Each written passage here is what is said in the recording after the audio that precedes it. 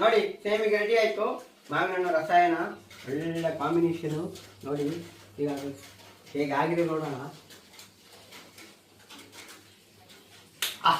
Super friends. ತುಂಬ ಸಮಯ ಆಯಿತು ನಾನು ಇದಕ್ಕೆ ಬರದೆ, ವಿಡಿಯೋಕ್ಕೆ ಬರದೆ. ಇವತ್ತು ಬರುವಂತಾಯಿತು, ಸ್ವಲ್ಪ ಫ್ರೀ ಆಗಿದ್ದೇನೆ. ಹಾಗೆ ನೋಡಿ, ಇವತ್ತು ಮನೆಯಲ್ಲಿ ಬೆಳಿಗ್ಗೆ ತಿಂಡಿಗೆ ನಾವು ಸೇಮಿಗೆ ಮಾಡಲಿಕ್ಕೆ ಹೊರಟಿದ್ದೇವೆ. ನಾನಿವತ್ತು ಸೇಮಿಗೆ ಮಾಡುವ ಅಂತೇಳಿ ಅಕ್ಕಿಯನ್ನು ಗ್ರೈಂಡರಿಗೆ ಹಾಕ್ಕೊಳ್ತಾ ಇದ್ದೇನೆ ಅರಿಲಿಕ್ಕೆ. ನಿನ್ನೆ ರಾತ್ರಿಯೇ ಅಕ್ಕಿಯನ್ನು ನೆನೆ ಹಾಕಿದ್ದೆ. ನಾನಿಲ್ಲಿ ಅರ್ಧ ಕುಚ್ಚಲಕ್ಕಿ, ಅರ್ಧ ಬೆಳ್ತಿಗೆ ಅಕ್ಕಿ, 2 ಥರದ ಅಕ್ಕಿ ತಗೊಂಡಿದ್ದೇನೆ. ಹಾಗೆ ಚೆನ್ನಾಗಿ ತೊಳೆದು ಈಗ ನಾನು ಗ್ರೈಂಡರಿಗೆ ಹಾಕ್ಕೊಳ್ತಾ ಇದ್ದೇನೆ. ಇದನ್ನು ಬರೀ ಬೆಳ್ತಿಗೆ ಅಕ್ಕಿಯಲ್ಲೂ ಸಹ ಮಾಡ್ತಾರೆ, ಆದರೆ ಸ್ವಲ್ಪ ಕಡಿಮೆ ಗಟ್ಟಿ ಆಗ್ತದೆ ಅದು. ಆದ ಕಾರಣ ನಾನು 2 ಅಕ್ಕಿಯನ್ನು ಸೇರಿಸಿ ಮಾಡ್ಕೊಳ್ತಾ ಇದ್ದೇನೆ.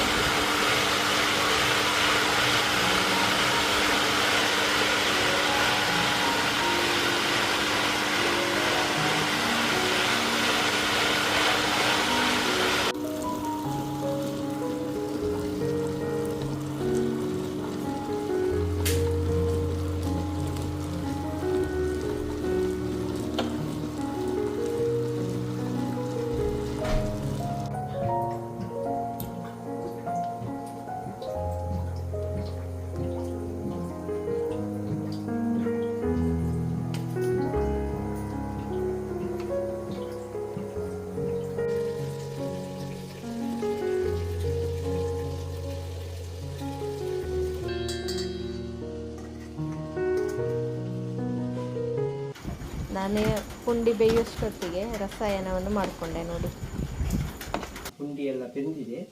ಈಗ ಸೇಮಿಗೆ ಒತ್ತುತ್ತೇನೆ. ಹಾಕ ಪುಂಡಿ. ಬಿಸಿ ಬಿಸಿ ಪುಂಡಿ ಆದರೆ ಮೆತ್ತಗಿರ್ತದೆ, ಸೇಮಿಗೆ ಒತ್ತಲಿಕ್ಕೆ ಒಳ್ಳೆಯದಾಗುತ್ತೆ.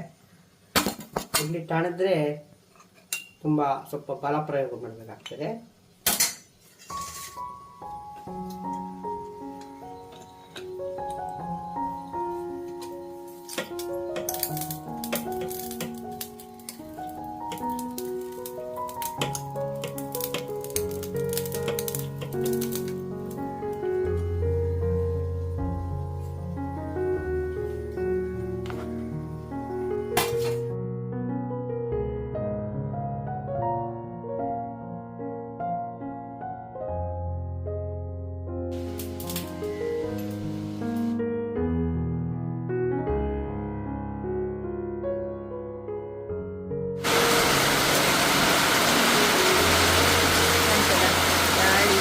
ಗಾಳಿ ಬೇರೆ ನೋಡಿ.